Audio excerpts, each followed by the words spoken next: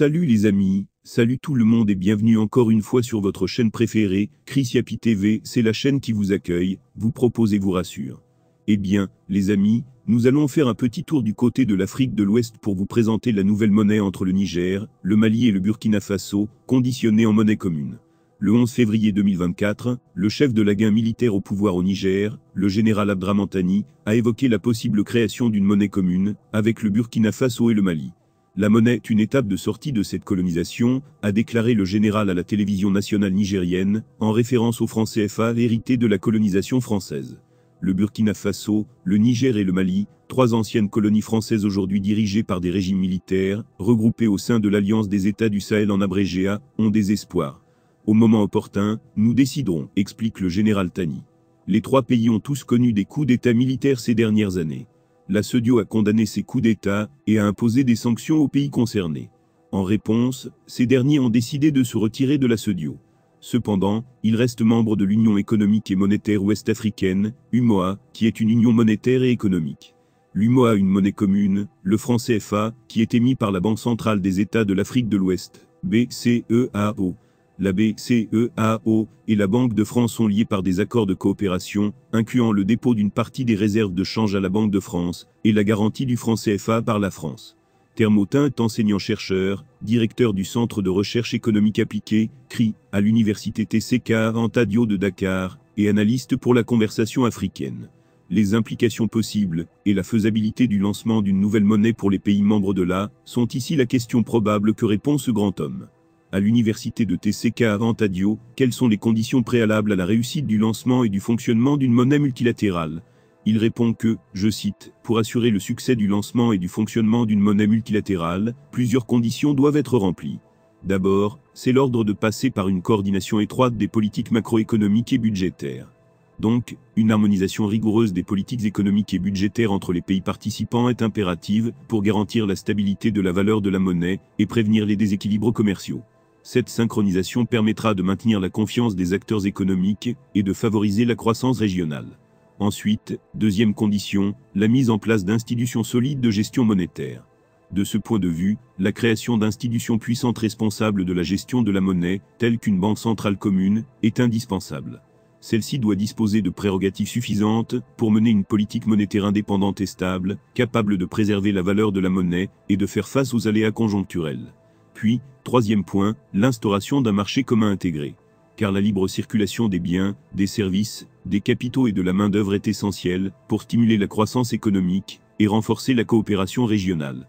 Actuellement, l'UMOA offre un tel cas de figure, ce qui représente un atout significatif. Enfin, mettre en place des mécanismes de surveillance et de résolution des crises. Dans ce sens, l'existence de dispositifs efficaces de veille et de résolution des crises, tels que des fonds de réserve communs et des arrangements de soie de devises, est vitale pour faire face aux chocs externes ou internes susceptibles d'affecter la nouvelle monnaie. Dans ce sens, techniquement, comment le soie de devises, instrument financier dérivé, peut être utilisé pour gérer les risques de change et faciliter le financement transfrontalier, dès lors qu'il constitue un contrat bilatéral, où deux parties échangent des montants dans deux devises différentes à un taux fixe durant une période, puis retournent à la situation initiale.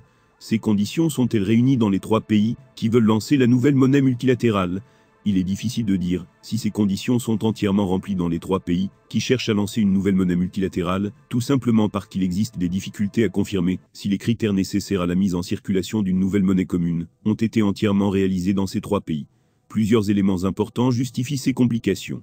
Parmi eux, la coordination et l'harmonisation des politiques gouvernementales, l'assurance d'une stabilité macroéconomique incluant une maîtrise de l'inflation, une limitation de la dette publique, et un maintien de la balance courante, entre autres.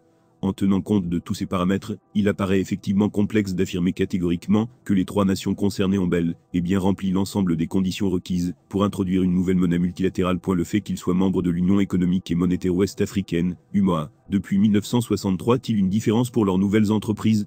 Théoriquement, ces trois pays satisfont certaines de ces conditions en raison de leur longue appartenance à l'UMOA depuis 1963 et de l'expérience acquise dans la coordination des politiques économiques et monétaires grâce à l'usage du franc CFA. Cela peut constituer un atout important. Ces pays profitent également des infrastructures existantes, telles que la BCEAO, qui gère la monnaie unique, et la politique monétaire pour les États membres. Cependant, plusieurs défis persistent. Premièrement, une appréciation possible de la nouvelle monnaie, par rapport au franc CFA, pourrait avoir des répercussions négatives substantielles pour les exportateurs vers les autres pays de l'UMOA. Deuxièmement, en l'absence d'un encadrement formel et approprié pour contrôler et gérer la nouvelle monnaie, on peut assister à la spéculation et à une incertitude quant à sa valeur. Par conséquent, l'installation d'institutions robustes pour soutenir la gestion et la supervision de la nouvelle monnaie devient crucial. Quels avantages peuvent tirer ces trois pays et quels sont les risques de cette nouvelle initiative? Malgré les risques qu'une telle initiative pourrait présenter, des avantages tels qu'une zone monétaire élargie favorisant une plus grande intégration commerciale, une meilleure allocation des ressources et une marge de manœuvre accrue face aux partenaires extérieurs sont envisageables. Par conséquent, une transition soigneusement planifiée et une gestion efficiente de la nouvelle monnaie sont vitales pour assurer son succès et tirer parti de ses potentialités. En joignant une nouvelle union monétaire, ces trois pays pourraient bénéficier d'avantages significatifs, notamment grâce à l'augmentation de l'intégration commerciale, l'indépendance vis-à-vis des partenaires extérieurs, la réduction des coûts de transaction et l'attrait pour les investisseurs. Toutefois, il est essentiel d'adopter des mesures cruciales telles que la planification minutieuse, la convergence des politiques monétaires, l'uniformisation des normes comptables et fiscales, la collaboration avec les institutions financières internationales et une communication claire pour assurer la réussite de cette nouvelle monnaie. Néanmoins, cette initiative comporte également des risques, notamment en ce qui concerne leur composition au sein de l'UMOA et de la CEDEAO. Ces derniers pourraient percevoir la création d'une nouvelle monnaie commune comme une menace à leur influence régionale, entraînant une fragmentation des blocs économiques existants. De plus, le départ des trois pays pourrait ébranler la solidité au sein de l'UMOA et de la CEDEAO en termes de poids économique et politique. Eh bien les amis, c'est donc ce petit partage d'informations que nous allons nous séparer.